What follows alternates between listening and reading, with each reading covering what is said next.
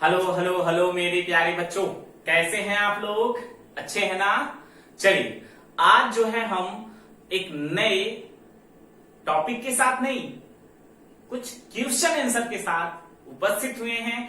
और आपके क्योंकि बहुत सारे स्टूडेंट क्या करते हैं, लेक्चर देख लेते हैं, एक्सरसाइज कंप्लीट नहीं करते। बच्चों, करना बहुत जरूरी है, जान लो।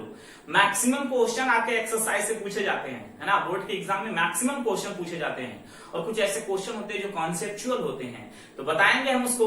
और आज जो है एक्सरसाइज जो हम करने जा रहे हैं किसका है? चैप्टर नंबर 3 का है, ह्यूमन रिप्रोडक्शन, जिसको हिंदी में बच्चों क्या कहते हैं, मानव जनन। और एनसीईआरटी का जो अभ्यास प्रश्न है पीछे दिया गया है, हम उसको सॉल्व करने जा रहे हैं, है ना। लेकिन उससे पहले बता दे बच्चों, पिछली क्लास में जो क्वेश्चन पूछा गया था उसमें मैक्सिमम स्टूडेंट जो है जिन्होंने आंसर दिया, इन सभी विद्यार्थियों के लिए बहुत बहुत धन्यवाद और हमारी तरफ से क्लैपिंग। साथ में बच्चों ये भी हम बता दें कि इनमें से कुछ ऐसे विद्यार्थी हैं जो लगातार जो अपना मतलब कि क्वेश्चन का आंसर देते हैं, जैसे जिद्दी गर्ल, अलका राय, आराधना यादव, उसके बाद राहुल सोनकर, ताशीन और उसके साथ साथ एक दो और बच्चे हैं जैसे सृष्टि यादव, ठीक है, और कुमकुम। इन सारे विद्यार्थी जो है लगातार, एक और विद्यार्थी भावना चौधरी, तो ये सारे विद्यार्थी कहीं ना कहीं हर रोज जो है क्वेश्चन का आंसर देने का प्रयास करते हैं। और भी जिन विद्यार्थी का नाम लेना हम भूल गए तो माफ करिएगा। बाकी और भी सारे स्टूडेंट का हम जो कमेंट्स होता है स्टूडेंट वो सारे देखते हैं, और आप लोगों का जो काम होता है, जो आप लोगों को दिया जाता है, आप पूरी तरीके से उसको सॉल्व करते हैं। बहुत अच्छा लगता है। साथ में बच्चों बता दें कि ये चैप्टर फिनिश हो चुका है, ह्यूमन रिप्रोडक्शन। पिछली क्लास में जो है आप लोगों को याद होगा, पूरा एक एक पॉइंट, एक एक लाइन हमने आपके कॉन्सेप्ट को एकदम क्लियर किया है ना। किसी को कोई प्रॉब्लम रही हो तो हमें वो कमेंट बॉक्स में जरूर बताएंगे कि सर ये हमें नहीं समझ में आया है, आप फिर से बता दीजिए। तो उससे अच्छा है कि पहले हम फिर से बताएं। अगर आपको वीडियो में नहीं समझ में आया तो एक बार और जरूर वीडियो देखिए। साथ में आप लोगों को ये भी ध्यान देना है स्टूडेंट, आप लोगों को नोट्स कॉपी भी कंप्लीट करना है। जिन स्टूडेंट का नोट्स कॉपी नहीं कंप्लीट हो पा रहा है वो हमको टेलीग्राम पर फॉलो कर सकते हैं। टेलीग्राम चैनल ऐप जो है डाउनलोड करने के बाद आप वहां पर motion biology by Angad Yadav आप जैसे ही टाइप करेंगे वैसे ही 4 चैप्टर का जो है पीडीएफ वहां पर आपने अपलोड किया है। आप जाकर वहां पर उस चैनल को सब्सक्राइब कर लीजिए, क्योंकि बहुत जल्दी हम वहां पर भी क्वेश्चन आंसर की सीरीज लाने वाले हैं और आपकी तैयारी हम चारों तरफ से एकदम मजबूत करेंगे। और बायोलॉजी में आपको कोई प्रॉब्लम नहीं होगी, कहीं पर भी आप रहिए, आपको लगेगा कि नहीं, हाँ, जो हम क्लास 12th में पढ़े हैं वो बहुत आसान हो गया है। साथ में जो क्लास 11th के स्टूडेंट यहाँ पर वीडियो को देखते हैं, हम बता दें उनको कि हम अभी जल्द ही प्रयास कर रहे हैं। हम जल्द ही जो है क्लास 11th का जो मतलब चैप्टर है वो धीरे धीरे अपलोड करना स्टार्ट करेंगे, लेकिन अभी उनको थोड़ा सा वेट करना पड़ेगा। हम प्रयास में हैं और बहुत जल्दी हम कोशिश कर रहे हैं कि जल्दी से जल्दी हो जाए और उनका भी क्लासेस स्टार्ट हो जाए, क्योंकि आपकी चिंता हमें भी है स्टूडेंट। और बता दें हम कि हम कोशिश कर रहे हैं और हर दिन कोशिश कर रहे हैं, और जल्द ही आप लोगों को वह एक अच्छी न्यूज मिल जाएगी कि नहीं, हाँ, हमारा इस दिन से लेक्चर क्लासेस स्टार्ट हो जाएंगे। साथ में आज का जो क्वेश्चन आंसर का सीरीज है वही बच्चे इसको सॉल्व कर पाएंगे जो स्टूडेंट पूरे लेक्चर को बड़े ध्यान से देखे हैं, रिवाइज किए हैं, क्योंकि मैक्सिमम क्वेश्चन आप बड़े आराम से किल करेंगे, क्योंकि हमें पता है कि आप लोग जो है, हाँ, आप लोग बहुत मेहनती बच्चे हैं, है ना। और आप लोग जो है साथ में पूरी पढ़ाई मेरे साथ कर रहे हैं और पूरी डेडिकेशन के साथ जो है 7 बजे लेक्चर जो है अपलोड होता है, आप 6 बजे से आ जाते हैं, है ना। 6 बजे से ही आके पूरा एकदम हाय हेलो चालू हो जाता है आप लोगों का। ये आप लोगों की शरारत है, ठीक है। आप लोगों को समझा रहे हैं हम, है ना। बातें करते हैं, साथ में झगड़ा भी करते हैं आप लोग, तो प्लीज ऐसा मत किया करिए। हाँ, ठीक है, आगे, है ना। बात बहुत ज्यादा हम कर लेते हैं ना, कुछ लोग बोर भी होते रहेंगे। चलिए, कोई बात नहीं, थोड़ा बहुत चलता है, मैनेज कर लिया करो यार। तो हम जो है बता देते हैं, आज जो हमारा चैप्टर नंबर 3 का अभ्यास है, आप जिस स्टूडेंट के पास एनसीईआरटी किताब है वो ओपन कर ले और ओपन करके क्वेश्चन का आंसर टिक करना स्टार्ट कर दे, ठीक है। और जिनके पास नहीं है हम उनको जल्द ही बताएंगे कि वो कहां से खरीद सकते हैं, ठीक है। संडे की वीडियो में, मतलब संडे की क्लास में जब हम बताएंगे उसमें, तो किताब का एक हम वीडियो बनाएंगे कि आप कहां से बुक खरीद लीजिए जिसमें आपको आसानी हो जाए। तो बच्चों, क्वेश्चन नंबर पहला ये है, क्या हम स्क्रीन से हट जाए ना? स्क्रीन से हट जाए, क्वेश्चन आपको दिखाई दे, ताकि जिन बच्चों के पास एनसीईआरटी बुक नहीं वो भी सॉल्व कर पाए। तो चलिए हट जाते हैं यहां से। क्वेश्चन नंबर फर्स्ट है, रिक्त स्थानों की पूर्ति करें। पहला क्वेश्चन आपकी स्क्रीन पर है बच्चों, मानव, उसके बाद बीच में डॉट दिया है, उत्पत्ति वाला है, और बगल में दिया है, आप अपने से फिल कर सकते हैं। तो बताइए मानव कैसा, लैंगिक है ना, लैंगिक जन्म करता है तो लैंगिक उत्पत्ति वाला जीव है। उसके बाद अगला है मानव क्या है, ऑप्शन में बगल में ब्रैकेट में दिया है, अंड प्रजक है, सजीव प्रजक है, अंड जरा जीव है। तो आप इसका आंसर हमें कमेंट बॉक्स में बताएंगे बच्चों, ठीक है। बहुत आसान सा है क्वेश्चन दे रहे हैं आप लोगों को, कमेंट बॉक्स में बताने के लिए आप जरूर बताइएगा।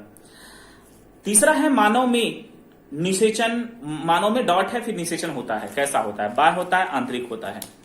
तो हमें फिर इसका आंसर आप कहां बताएंगे, कमेंट बॉक्स में बताएंगे। अगला क्वेश्चन आपके स्क्रीन पर बच्चों फिर से, कि नर एवं मादा युग्मक कैसे होते हैं, डॉट दिया है, होते हैं, ब्रैकेट में, उधर ब्रैकेट में दिया है क्या, अगुणित और द्विगुणित।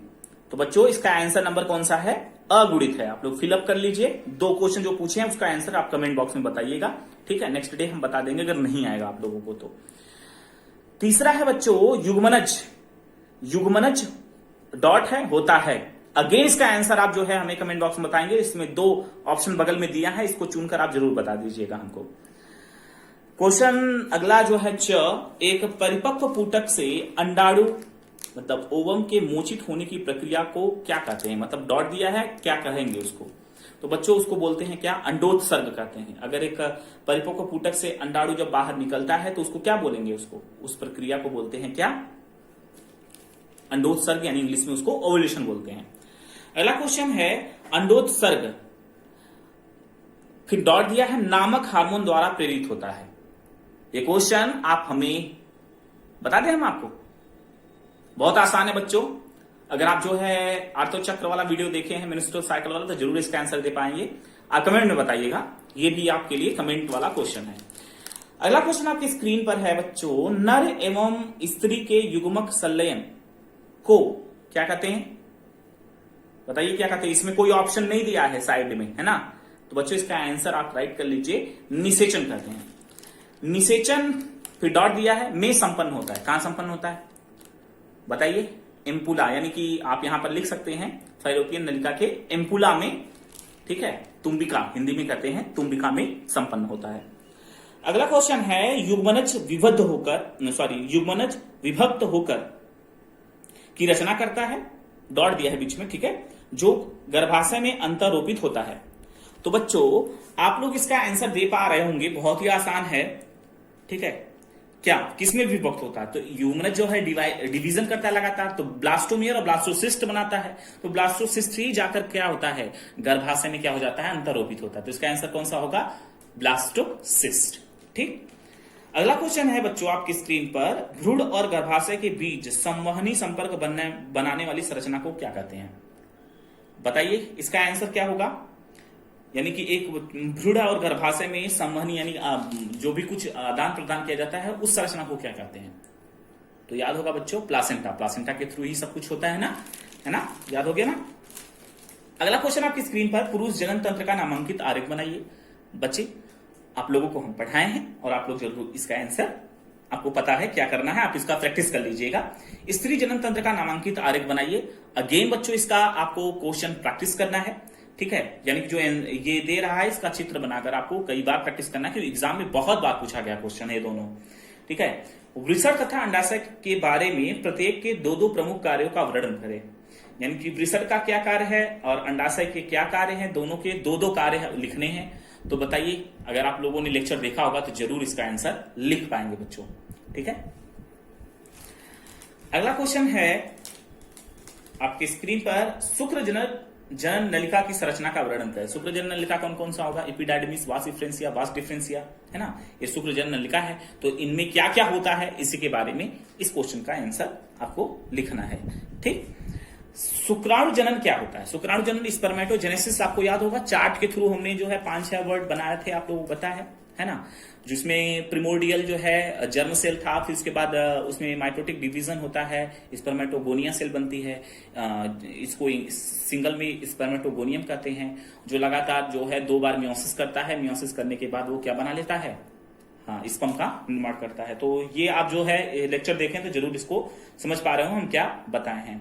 इसकी प्रक्रिया के बारे में आप लिख सकते हैं। शुक्राणु जनन की प्रक्रिया के नियमन में शामिल होने वाले हार्मोन के नाम बताइए। तो बच्चों इसका पता है ना कौन कौन से हार्मोन है, VLH और FSH। और उसके बाद जो है उसमें एंड्रोजन का सिक्रीशन भी होता है, कहां से, अंडाणु से। तो आप भी इसको जो है वृषण से, ठीक है, वृषण से एंड्रोजन का भी सिक्रीशन होता है। तो आप जरूर इस लेक्चर को जरूर देखे होंगे तो जरूर इसका आंसर दे पा रहे होंगे। उसके बाद कह रहा है शुक्राणु जनन तथा वीर्य सेचन यानी स्पर्मिएशन की परिभाषा लिखे। बच्चों जब बताइए जब हम लेक्चर पढ़ा रहे थे तो बार बार इस दोनों वर्ड को हम कई बार, यानी ये इंग्लिश में इसको बच्चों बोलते हैं स्पर्मेटोजेनेसिस और स्पर्मिएशन, बार बार हम इसको बताए हैं, कई 3 बार बताए होंगे। अगर आप लेक्चर देखे होंगे तो समझ रहे होंगे कि हम क्या बताना चाह रहे हैं, है ना। इसका भी आंसर आपको मिल गया होगा, नोट्स बनाए हैं तो आप जरूर पलट कर देखिए इसको। शुक्राणु का नामांकित चित्र बनाना है तो आप लोगों को पता है, सिंपल है। और सेमाइनल प्लाज्मा यानी शुक्री प्रद्रव में के प्रमुख संघटक क्या क्या होते हैं। बच्चों आपके एनसीईआरटी बुक में तो बहुत ज्यादा नहीं दिया था, लेकिन हमने उसको ब्रीफ में पढ़ाया है आउट ऑफ एनसीईआरटी जाकर, जिसमें देखिए यहां पर क्वेश्चन भी पूछ लिया और आप इसको वहां पर आंसर दे सकते हैं अगर आप नोट्स बनाए हैं तो। अगला क्वेश्चन आपकी स्क्रीन पर बच्चों, पुरुष एक सहायक नलिकाओं एवं ग्रंथियों के प्रमुख कार्य, ठीक है, पुरुष के सहायक नलिकाओं और ग्रंथियों के प्रमुख कार्य। बच्चों सहायक नलिका क्या करती है, स्पर्म को मतलब ले जाने का काम करती है। और जो ग्रंथियां हैं, ग्रंथियां कौन कौन सा, सेमाइनल, वेसिकल, बल्बो इरेक्टल है, प्रोस्टेट है, इन सब का क्या काम है, सीमेन को बनाना, है ना, पता है ना। अंडजनन क्या है, oogenesis का प्रोसेस पूछ रहा है। तो आपको पता है कि इन फीमेल में क्या होता है कि एक लड़की के बर्थ से पहले ही उसमें जो oogoनियम कोशिका हो जाती है वो बन जाती है, और उसके बाद फिर वो 2 बार अरेस्ट होती है। एक जो है मियोसिस फर्स्ट के प्रोफेज में, दूसरा मियोसिस सेकंड के मेटाफेज में। जब उसको सेंट्रियोल मिलता है तब उसका अपना मियोसिस सेकंड कंप्लीट होता है। तो इस प्रोसेस में अंडजनन का जो हमने प्रोसेस बताया था, चार्ट के थ्रू बताया था, आप लोगों को याद होगा, आप लोग उसको जरूर सॉल्व कर पाएंगे इसको। अगला क्वेश्चन है, अंडाशय का अनुप्रस्थ काट का नामांकित आरेख बनाइए। आप जरूर बच्चों इस क्वेश्चन का आंसर दे पाएंगे। इसका चित्र बनाने की बोल रहा है। आप जो है एनसीईआरटी का पेज ओपन करेंगे तो वहां पर आपको ओवरी का एक स्ट्रक्चर दिखाई देगा, उसी का फिगर ड्रॉ करने के लिए बोल रहा है, ठीक है। अनुप्रस्थ काट यानी कि कटे हुए भाग को बनाने के लिए बोल रहा है। अगला क्वेश्चन है आपके स्क्रीन पर, क्वेश्चन नंबर 14 है, ग्राफी पुट्टक यानी ग्राफियन फॉलिकल का एक नामांकित आरेख बनाइए। मतलब कि ग्राफियन फॉलिकल का हमने चित्र बनाया था जिसमें सेकेंडरी साइड बीच में था और उसके बाद पूरे चारों तरफ जो है छोटे छोटे फॉलिकल जैसी संरचना थी, उसी की संरचना बनाने के लिए बोल रहा है। अगला क्वेश्चन है आपकी स्क्रीन पर कि निम्नलिखित की कार्य क्या बतानी है। कार्पस ल्यूटियम का कार्य क्या होता है, आपको पता है। गर्भाशय का अंतः स्तर क्या करता है, ये भी पता है। अग्रपिंडक एक क्रोमोसोम का क्या काम है, ये कहां होता है, स्पर्म के ऊपर, मतलब ऊपर कैप जैसी संरचना होती है। स्पर्म टेल का क्या रोल होता है। झालर यानी फिमरी का क्या रोल होता है, आप लोग जरूर इसको बता पाएंगे। चलिए अगला क्वेश्चन नंबर 16 है, सही या गलत का कथन पहचानने के लिए पूछा है आपसे। तो बच्चों बता दें यहां पर अगला क इसमें पूछ रहा है कि जो पुंजनों यानी एंड्रोजन हार्मोन है, ये का उत्पादन सर्टोली कोशिका द्वारा होता है, सही है गलत, बताइए सही है या गलत। सर्टोली सेल द्वारा होता है इसका। तो बच्चों इसका आंसर ये इसमें ब्रैकेट में लिखा है सही है गलत, तो बच्चों गलत है, क्योंकि एंड्रोजन हार्मोन का जो सिक्रीशन होता है स्टूडेंट, वो लीडिंग सेल से होता है। सर्टोली सेल जो है फूड बनाने का काम करती है। अगला क्वेश्चन आपकी स्क्रीन पर, शुक्राणु को सर्टोली कोशिका से पोषण प्राप्त होता है। तो बच्चों बिल्कुल सही है, ये आंसर सही है, ठीक है, सही का टिक कर सकते हैं यहाँ पर। लीडिंग कोशिकाएं अंडाशय में पाई जाती हैं। लीडिंग कोशिका अंडाशय में, बच्चों गलत है, अंडाशय में कहां है, तो वृषण में होता है ना, ठीक। अगला क्वेश्चन है आपकी स्क्रीन पर बच्चों, अंडजन पीत पिंड यानी कार्पस ल्यूटियम में संपन्न होता है। अंडजनन पीत पिंड कार्पस ल्यूटियम में संपन्न होता है। अपना आंसर चूज कर लीजिए सभी लोग।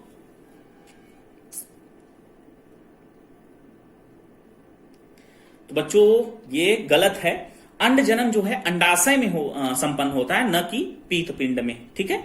आप लोग इसका आंसर मतलब गलत कर लीजिए, ये गलत है। क्योंकि अंड जो जनन होता है, अंड जनन का प्रोसेस पूरा जो चलता है वो तो अंडाशय में होता है ना। पीत पिंड तो एक उसका पार्ट है ना, जो ग्राफियन फॉलिकल टूटकर अलग होता है। सगर्भता के दौरान आर्तव चक्र बंद हो जाता है, सही है या गलत। सही है बच्चों, क्यों, हमने बताया कई बार, फर्टिलाइजेशन होने के बाद जो है अगर इम्प्लांटेशन बेबी हो जाता है तो क्या हो जाता है, बंद हो जाता है क्या, मेंस्ट्रुअल साइकिल। अगला क्वेश्चन है योनिच्छद यानी कि हाइमेन की उपस्थिति अथवा अनुपस्थिति कौमार्य यानी वर्जिनिटी या यौन अनुभव के का विश्वसनीय संकेत नहीं है। सही है या गलत? बिल्कुल सही है बच्चों। जो पतली झिल्ली संरचना होती है वजाइनल में, जिससे ये पुष्टि करना गलत होगा कि वो फीमेल वर्जिनिटी में है या नहीं है। तो ये आंसर बिल्कुल सही है बच्चों। अगला क्वेश्चन है आपकी स्क्रीन पर, आर्तो चक्र क्या है? आर्तो चक्र में कौन कौन सा हार्मोन नियमन करता है? बच्चों इसका पूरा डिटेल्स में हमने लेक्चर में पढ़ाया है, अगर आप नए हैं या नहीं देखे हैं तो जरूर देखिए जाकर। प्रसव क्या है? प्रसव को प्रेरित करने वाले कौन कौन से हार्मोन शामिल होते हैं? बच्चों ये भी हम एक एक पॉइंट को डिस्कस किया है हमने, अगर आप लेक्चर नहीं देखे हैं तो जरूर आप जाकर देखिए, आपको सॉल्व हो जाएगा क्वेश्चन। अगला क्वेश्चन है यानी 19वां, हमारे समाज में लड़कियां जन्म देने का दोष महिलाओं को दिया जाता है, बताइए यह क्यों सही नहीं है। तो बच्चों पता है आप लोगों को, हमने बताया भी है फर्टिलाइजेशन में कि जो एक्स और वाई गुणसूत्र होता है वो मेल से रिलीज होता है। अगर मेल का वाई वाला फर्टिलाइज करता है तो लड़का, और एक्स वाला फर्टिलाइज करता है तो लड़की। तो इसलिए महिलाओं का इसमें कोई रोल नहीं होता। तो केवल और केवल इसके लिए जिम्मेदार कौन होते हैं? पुरुष जिम्मेदार होते हैं बच्चों। 20वें और 21वें क्वेश्चन का आंसर जो है हमने पिछले लेक्चर में आपको बता दिया था। जो लोग नहीं देखे हैं जरूर जाकर देख लें उसको और अपने कॉन्सेप्ट को क्लियर कर लें। ठीक है, तो ये रहा पूरे इस चैप्टर का क्वेश्चन आंसर का सीरीज। तो बच्चों आप बताइए हमको कि क्या कोई ऐसा क्वेश्चन था जो टफ था? अगर आप लोगों ने पूरी ईमानदारी के साथ पूरे लेक्चर को बड़े ध्यान से सुना होगा, नोट्स बनाया होगा और रिवाइज किया होगा, तो पूरे अभ्यास को मुश्किल से आप जो है 15-20 मिनट में सॉल्व कर सकते हैं, है ना, 15-20 मिनट में। और बच्चों हम बता दें, आप मेरे साथ बने रहिए, लगातार इस तरीके से पढ़ाई करते रहिए, और आपको एग्जाम में जब पेपर मिलेगा ना, सब तब कहेंगे अरे यार ये तो हलवा है, हलवा मक्खन एकदम, है ना, मस्त एकदम उड़ेगा पेपर ना। उड़ाना मत पेपर, नहीं तो फेल हो जाओगे, है ना। ऐसा मत करना कि सर बोले थे कि उड़ेगा तो उड़ा देना इसे खुशी में, ऐसा नहीं करना है, ठीक है। मेरा मतलब ये है कि क्वेश्चन देखते ही आपको लगेगा कि सब कुछ एकदम आसान है यार, एकदम एकदम ये तो तुरंत हम कर डालेंगे। तो कॉन्सेप्ट सीखिए, मेरे साथ बने रहिए, और पूरे एग्जाम को एकदम आसानी से आप लोगों को लगेगा। 3 घंटे कब गुजर जाएगा, लिखते लिखते आपके हाथ दर्द करने लगेंगे, लेकिन उसके लिए मेरे साथ बने रहना है। और जो बच्चे आज के क्वेश्चन आंसर जो हमने बताया, जो आपके स्क्रीन पर आया है, अगर आप लोगों को सॉल्व नहीं कर पाए, इसका मतलब आप लेक्चर सही से नहीं देखे हैं। आप पहले जाइए लेक्चर देखिए, उसके बाद पूरी तरीके से आप इसको सॉल्व कर पाएंगे। साथ में स्टूडेंट हम ये भी बताते कि जो विद्यार्थी पहले और दूसरे चैप्टर को कवर नहीं किए हैं वो जरूर कवर कर ले। पहले चैप्टर को जो हम पढ़ाए हैं उसमें वीडियो क्वालिटी और मेरी वॉइस जो मेरी आवाज है, वॉइस है, वो बहुत थोड़ी सी आपको स्लो नजर आएगी, प्लस अजीब लगेगा, वो थोड़ा सा वीडियो क्वालिटी वहां पर सही नहीं है। तो प्लीज आप लोग वीडियो क्वालिटी पर न जाकर आप जो है वहां के कंटेंट पर जाइए, क्वालिटी पर जाइए। हमने बहुत कुछ उसमें पढ़ाया है, आप जरूर सॉल्व करिए उसको और जरूर पढ़िए और लिखिए आप लोग, ठीक है। और उसके बाद अब तो वीडियो क्वालिटी आप लोगों को सही मिल रही होगी, अगर मिल रही तो कमेंट बॉक्स में जरूर बताइएगा हमको, है ना। आगे भी हम प्रयास करेंगे कि और अच्छी हो जाए, ठीक है, अच्छी दिन पे दिन अच्छी ही होगी। तो बताइए आज का जो अभ्यास प्रश्न याद करके क्वेश्चन सॉल्व करके आप लोगों को कैसा लगा? अच्छा लगा ना? कमेंट बॉक्स में या चैट में जरूर बताइए, अच्छा लगा? सब कुछ पढ़ाया था, कुछ भी ऐसा नहीं था कि नहीं पढ़ाया गया। जो हम आउट भी गए थे कहीं ना कहीं उसका हमें इंपॉर्टेंस पता चल गया यहाँ पर, है ना। और एक एक क्वेश्चन को सॉल्व किया हमने। जो क्वेश्चन हम आपसे पूछे हैं आप उसका कमेंट बॉक्स में जरूर आंसर दीजिएगा। बहुत आसान क्वेश्चन है और सभी लोग सॉल्व कर पाएंगे, आई होप। और सारे विद्यार्थी आंसर दिया करिए आप लोग, प्लीज, आप लोगों को उससे बेनिफिट ही है। और बच्चों हम बता दें कि कुछ विद्यार्थी ऐसे जो हमसे पूछ रहे थे कि सर हमें ये बताइए कि एक्सरसाइज या क्वेश्चन जो एग्जाम में क्वेश्चन पूछे जाते हैं उसको भी सॉल्व कराइए। तो बच्चों हम आपको बता दें कि मेरे साथ बने रहिए, मुझ पर विश्वास रखिए, जो हम पढ़ा रहे हैं वो आपके लिए ही है।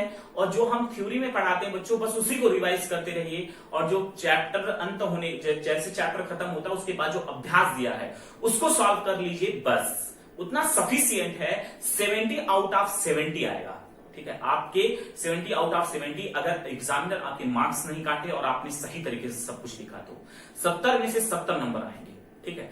और आगे का जो चैप्टर है बच्चों, ये चैप्टर के बाद जो है हम इसमें जनन स्वास्थ्य के बारे में अगले चैप्टर में पढ़ेंगे, क्योंकि बहुत छोटा चैप्टर है, 7-8 लेक्चर में कंप्लीट हो जाए। और उसके बाद अगले चैप्टर की तरफ मूव ऑन करेंगे, इसमें मेंटल लॉ, और उसमें तो बता रहे हैं बच्चों कि आपको समझ में आएगा कि बायोलॉजी क्या होता है ना। क्या बायोलॉजी में हम ये सारी चीजें कर सकते हैं, बहुत कुछ इंफॉर्मेशन मिलेगा आप लोगों को, और कहीं कहीं पर आपके दिमाग की बत्ती गुल भी होगी, है ना। तो आप लोग जो है जरूर लगातार बने रहिए, नोट्स कंप्लीट करिए, और जो लोग नहीं फिर से अभी रिवाइज कर रहे हैं, टेलीग्राम पर जाकर नोट्स कंप्लीट कर लीजिए। अगर नहीं कर पा रहे वहां पर तो मेरे साथ करते रहिए। बुक की प्रॉब्लम आपको हो सकती है, तो बुक के लिए हम संडे को एक वीडियो बनाएंगे कि आप लोग बुक कहां से परचेस कर सकते हैं, ठीक है।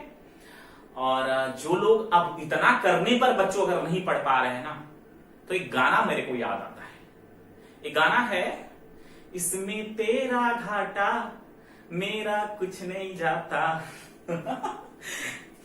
ठीक है। तो आप लोग आगे मत सुनिए, बस इतना ही समझिए, इसमें मेरा कुछ नहीं जा रहा है, ठीक है। इसमें आप लोगों का एक घाटा है। तो आप लोग मेरे साथ बने रहिए, साथ में पूरी तरीके से हाँ, कुछ लोग हंस रहे हैं, कोई बात नहीं। हाँ, इसमें मेरा घाटा नहीं है, ठीक है बच्चों। आपको पता होना चाहिए इसमें आपका ही घाटा है अगर आप पढ़ाई नहीं करेंगे। तो मेरा क्या है, मेरा तो कुछ नहीं जा रहा, मैं तो आकर पढ़ा रहा हूँ, मेहनत कर रहा हूँ आप लोगों के लिए। एक वीडियो अपलोड करने में बच्चों बता दें कि 4 से 5 घंटे लगते हैं, बहुत मेहनत करनी पड़ती है आप लोगों के लिए। तो प्लीज मेरी मेहनत को साकार बनाइए, और हमें टॉपर चाहिए, ठीक है। हमें उत्तर प्रदेश का टॉपर, यूपी टॉपर चाहिए। बायोलॉजी में 100 आउट ऑफ 100 आना चाहिए। बायोलॉजी में ही क्यों, अन्य सब्जेक्ट में भी आए, लेकिन इस सब्जेक्ट में कोई भी इफ बट की बातें नहीं होनी चाहिए। साथ में स्टूडेंट हम बता दें आप लोगों को कि वही है कि आप लोगों को मेहनत करनी पड़ेगी, और सच में बता रहे हैं कि जैसे ही सिलेबस कंप्लीट होगा हम कोशिश करेंगे 1 शॉर्ट वीडियो एक लेक्चर में एक पूरे चैप्टर को रिवाइज करवाएं आपके साथ। लास्ट तक बने रहेंगे। अगर हमें कोई प्रॉब्लम नहीं होती है तो, अगर इन द केस कोई प्रॉब्लम हो गई तो बात दूसरी है। अगर हमें कोई प्रॉब्लम नहीं हुई, प्रॉब्लम का मतलब समझ लीजिए कि अगर नेट की प्रॉब्लम नहीं हुई, लाइट की प्रॉब्लम नहीं, मोबाइल में कोई प्रॉब्लम नहीं हुई, मेरा स्वास्थ्य सही रहा, तो बच्चों 100% है कि हम आपके साथ पूरे साल बने रहेंगे और पूरे क्वेश्चन आंसर को सॉल्व कराएंगे, एक पॉइंट को क्लियर करेंगे। क्योंकि एग्जाम में आपके हाथ में जैसे ही पेपर आए वैसे ही आपको लगे कि सब कुछ किल करते हैं अगले 1 घंटे में। अरे लिखना भी है ना, ठहर जाओ, 3 घंटे पूरा लिखना आराम से। आप जैसे ही पेपर देखेंगे बच्चों, आपको लगेगा कि सब आ रहा है, लेकिन लिखते लिखते 3 घंटे तो खत्म हो ही जाएंगे। बहुत लिखोगे आप लोग, है ना, बहुत लिखोगे, क्योंकि ये मेरा पर्सनल एक्सपीरियंस है कि पिछली क्लासेस में जो स्टूडेंट ने अपने इस तरीके से मतलब कि अपने पढ़ाई को कंप्लीट किया, और हमने उनसे बोला कि आप लोग एग्जाम में आपकी पेन नहीं रुकेगी, और सच में एग्जाम देने के बाद वो हमसे मिले और इतने खुश थे, बोले सर जो आपने पेपर में दिया, जो आपने गेस किया, जो आपने बताया कि इंपॉर्टेंट है, वो पूरा का पूरा पेपर आया था, है ना। और एग्जाम में पेपर पाने के बाद एकदम दिल खुश हो गया और फटाफट लिखे हम लोग। तो इसलिए आप लोग मेरे साथ बने रहिए, और वही है ना, घाटा इसमें आपका होगा, मेरा तो कुछ नहीं जा रहा है ना। तो बातें तो बहुत कर ली हमने आपसे, तो आज की क्लास यहीं पर एंड करते हैं, है ना। फिर नेक्स्ट क्लास में नए चैप्टर के साथ प्रेजेंट होंगे, और जो क्वेश्चन आपको समझ में नहीं आया आप कमेंट बॉक्स में हमसे पूछ सकते हैं। चैट में भी हो सकता है, चैट में आप जो लोग क्वेश्चन पूछते हैं, हो सकता है कि हम आंसर नहीं दे पाए, हो सकता है हम वहां पर नहीं प्रेजेंट हो, या फिर हम ध्यान न दे रहे हो, तो इसलिए प्लीज कमेंट में पूछिए। कमेंट में आपका आंसर जरूर दिया जाता है। अगर क्वेश्चन बड़ा होता है तो नेक्स्ट क्लास में हम उसको पहले डिस्कस कर लेते हैं। तो चले आज, है ना। तो आज की क्लास के लिए इतना ही बच्चों। Thank you so much, thanks for watching all of you. और वीडियो पसंद आया तो लाइक करो, शेयर करो और सब्सक्राइब करो, और सब्सक्राइब करके इस चैनल को और बड़ा बनाओ, और अन्य सारे स्टूडेंट के पास पहुंचना चाहिए, ताकि वो कॉन्सेप्ट को क्या कर सके, क्लियर कर सके। रटना मना है, यहां पर रटना मना है, यहां पर तो कॉन्सेप्ट को क्लियर किया जाता है ना। तो चलिए, थैंक यू सो मच।